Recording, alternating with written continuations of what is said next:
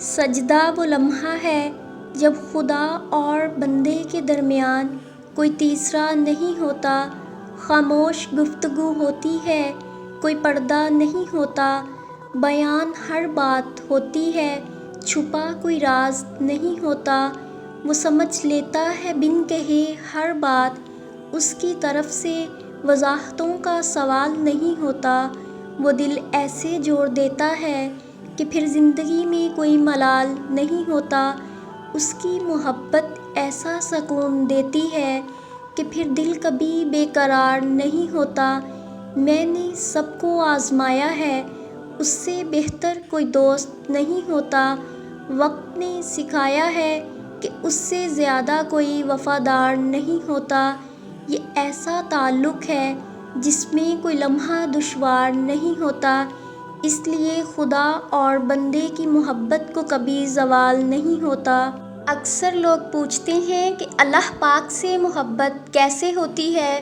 مختصر یہی کہوں گی کہ ہم اس رب کی نافرمانی کرتے ہیں، اس سے نا امید ہو جاتے ہیں اور سوچتے ہیں کہ اللہ سے محبت ہو جائے، ایسا نہیں ہوتا۔ محبت کے دو ہی قرینے ہوتے ہیں، ادب پہلا قرینہ ہے محبت کے قرینوں میں، اور جانتے ہو ادب کسے کہتے ہیں؟ کہ جس سے محبت کی جائے، اس کی ہر بات کا احترام کیا جائے، اس کا ہر حکم بجا لایا جائے۔ وفا دوسرا قرینہ ہے محبت کے قرینوں میں، کہ جس سے محبت کی جائے اس کے ساتھ کسی کو شریک نہ ٹھہرایا جائے، کیونکہ جہاں ادب ہوتا ہے وہاں نافرمانی جنم نہیں لیتی، اور جہاں وفا آ جائے وہاں محبوب کے سوا کسی کی طلب نہیں رہتی۔ ادب کرنا سیکھ لو تو سمجھو رب سے محبت ہو گئی، اور وفا کرنا سیکھ لو تو سمجھو رب مل گیا ہے۔ اللہ ہی تو رازدار ہے، ہمارے جھکے ہوئے سر، ہمارے دل پر بہتے آنسوؤں، ہماری کپ کپاتی زبان اور ہمارے اٹھے ہوئے ہاتھوں کا۔ وہی تو ہے جو ہماری ڈگمگاتی دعاؤں کا رازدار ہے، وہی تو ہے جو سہارا ہے، وہی امید ہے، وہی دوست اور وہی محبت۔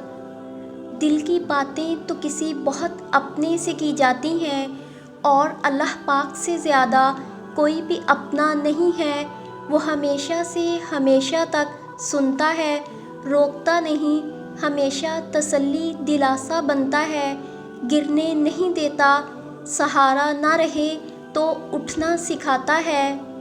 تو سنو اللہ کی ماننے والے، ڈرتے نہیں، ڈرو مت، کچھ نہیں ہوگا۔ کس سے ڈر رہی ہو؟ لوگوں سے، تنہا ہو جانے سے، یا مستقبل سے جس کا آنا یقینی ہی نہیں؟ تعوذ پڑھ لو، یہ شیطان ہے جو ڈراتا ہے، تاکہ تم کم ہمت ہو جاؤ، تاکہ تم رب کی نہ مان سکو، تاکہ تم اس کی راہ پر نہ چل سکو۔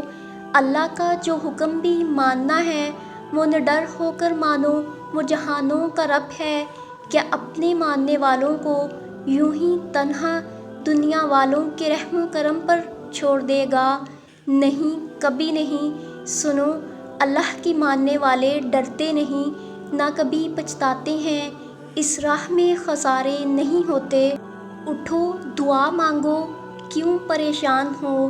اللہ ہے نا، وہ سب ٹھیک کر دے گا، تم بس اللہ پہ توکل کرو اور چل دو اللہ کے راستے پہ، وہ تمہارے لیے بہتر نہیں بہترین وسیلے بنائے گا۔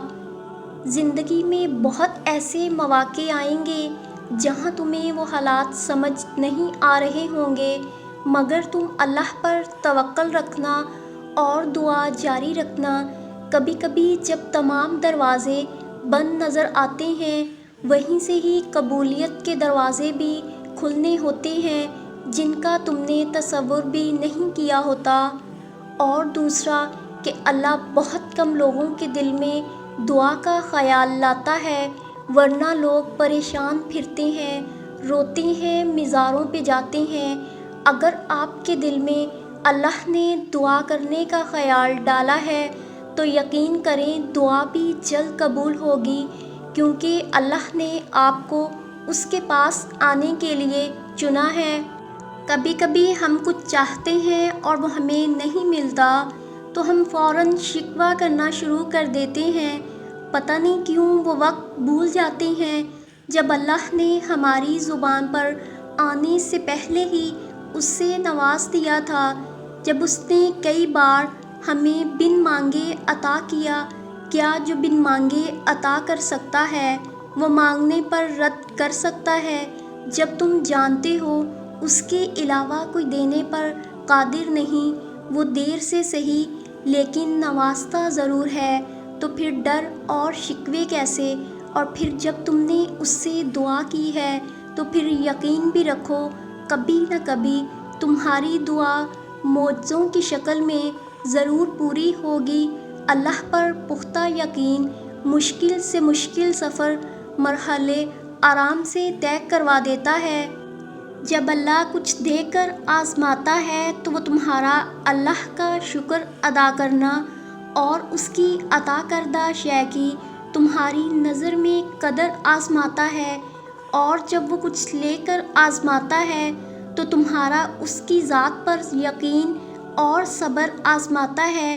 اختتام میں سب کچھ تمہارا ہی ہوگا، بس تمہیں اللہ کو راضی کرنا ہے اس کے انداز میں، اور اسے راضی کرنے کے لیے ضروری ہے کہ پہلے اس کی رضا میں خود کو راضی کیا جائے۔ وقت گزرتا ہے اور گزرتا چلا جاتا ہے، آج جو غم یا تکلیف ہے کل اس کی جگہ خوشی لے لے گی۔ غم کے بوجھ تلے خود کو نڈھال نہ کریں، ثابت قدم رہیں، اللہ آسانیاں پیدا کرے گا انشاءاللہ۔